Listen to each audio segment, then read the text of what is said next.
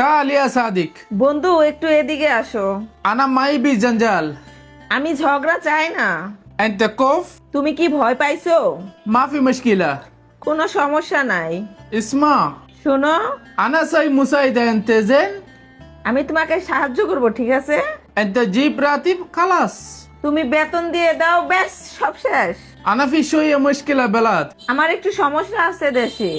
أنت مو فكر تاني. তুমি অন্য কিছু চিন্তা করো না। أنا كلام أنت فهم. আমার কথা কি তুমি বুঝো? الحين وين موجود أنت؟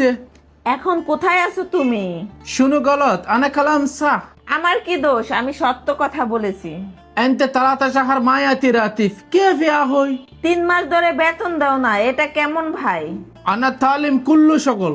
আমি সব কাজ শিখতে চাই। أنا أبغى إجازة يوم الجمعة. আমার শুক্রবারে ছুটি লাগবে।